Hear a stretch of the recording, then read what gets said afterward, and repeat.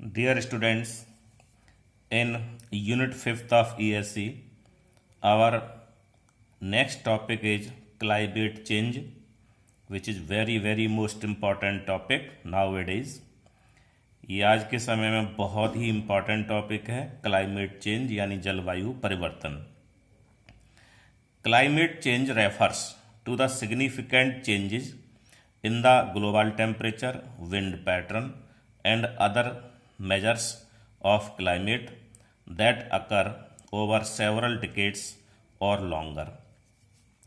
Climate change से मतलब इस बात से है कि अगर हम ग्लोबल लेवल पर देखें तो टेम्परेचर में क्या चेंज आ रहा है, विंड के पैटर्न में क्या चेंज आ रहा है, और भी कुछ मेजर्स हैं जो कि चेंज हो रहे हैं कुछ सैकड़ों डिकेड्स या फिर और लंबे समय से.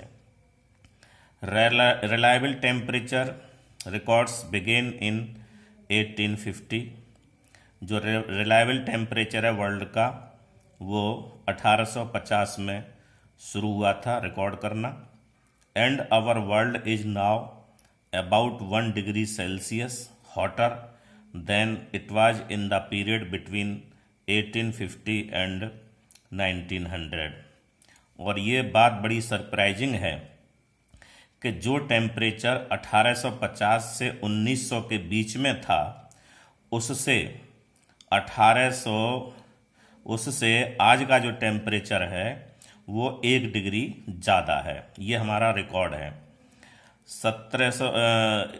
2017 was 0.68 degree warmer in comparison to average temperature between 1961 and 1990. एक और डेटा है, बड़ा इम्पोर्टेंट डेटा है कि 2017 में ये टेम्परेचर 1961 और 1990 के बीच के एवरेज टेम्परेचर से 0.68 डिग्री ज़्यादा था. While this temperature increase is more specifically referred to as global warming. और जिस प्रकार से ये टेम्परेचर बढ़ रहा है स्पेशली हम विशेष रूप से देखें तो यही ग्लोबल वार्मिंग है. Global efforts are now focused on keeping temperatures from increasing more than 2 degrees centigrade above that pre-industrial average and ideally no more than 1.5 degree.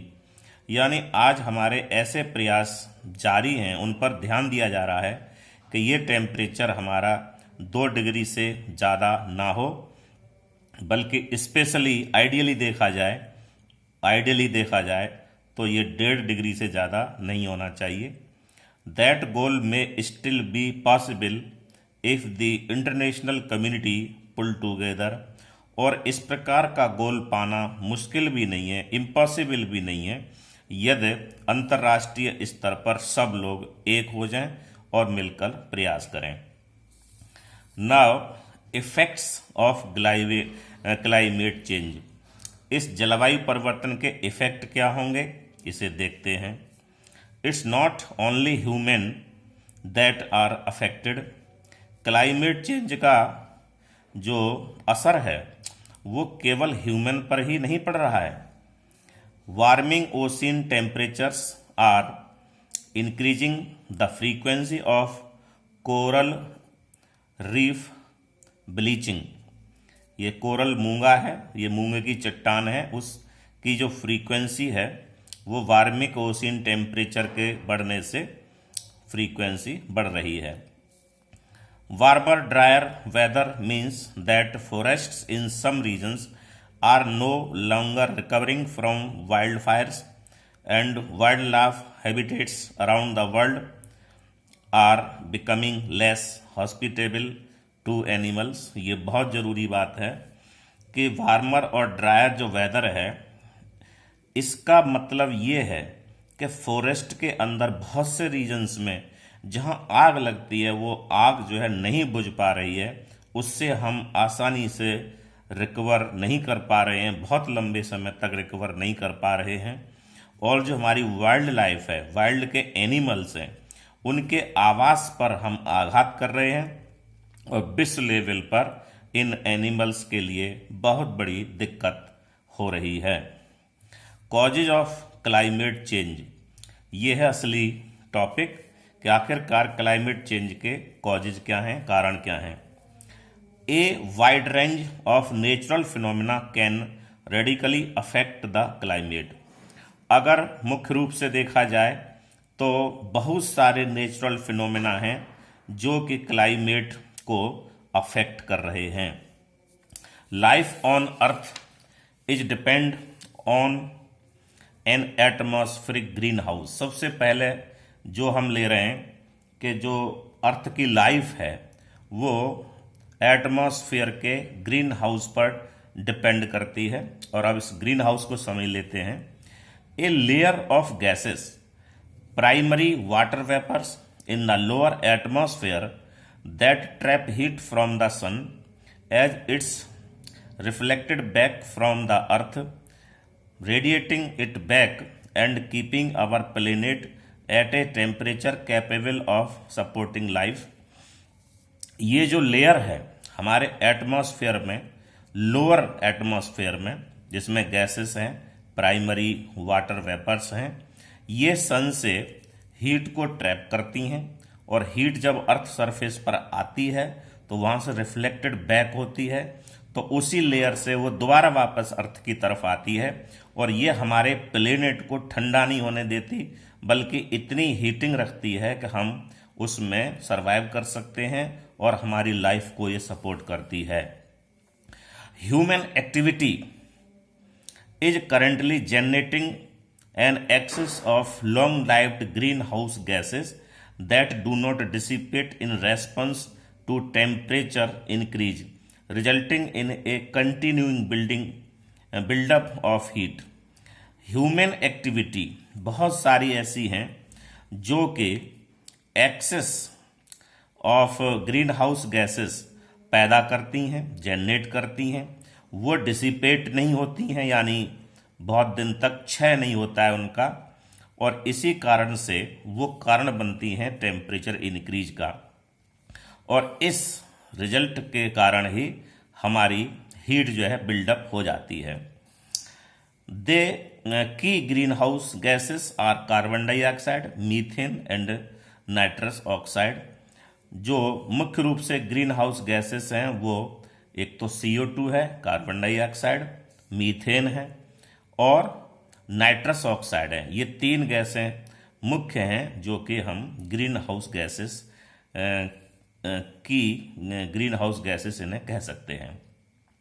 The main source of carbon dioxide is burning of fossil fuels. जो CO2 का main source है वो है fossil fuel का जलना। Fossil fuel जैसा कि पहले डिस्कस हो चुका है, कोल है, पेट्रोल है या फिर गैसेस हैं। Deforestation has reduced plant life which converts CO2 into O2। एक और रीजन है कि जो हम वनों को काट रहे हैं, डिफॉरेस्टेशन कर रहे हैं, इससे हमारी प्लांट लाइफ भी रिड्यूज हुई है। जो वास्तव में प्लांट हमारी CO2 को O2 में कन्वर्ट करते हैं और जीवन के लिए ये O2 ही जरूरी है। Chlorofluorocarbons and hydrofluorocarbons once widely used in industrial applications and home appliances such as refrigerators were key greenhouse gases released during the 20th century but are now heavily regulated due to their severe impact on the atmosphere, which includes ozone depletion as well as trapping heat in the lower atmosphere. जैसे refrigerator है या और भी industrial home या home appliances हैं, उससे निकलने वाली गैसें क्लोरोफ्लोरोकार्बन्स या क्लोरोफ्लोरो आपके कार्बन्स जो होती हैं, हाइड्रोफ्लोरोकार्बन्स होती हैं गैसेस, ये पहले बहुत मात्रा में निकल रही थी और इसके कारण 20th सेंचुरी में ये बहुत ही खतरनाक स्तर पर थी।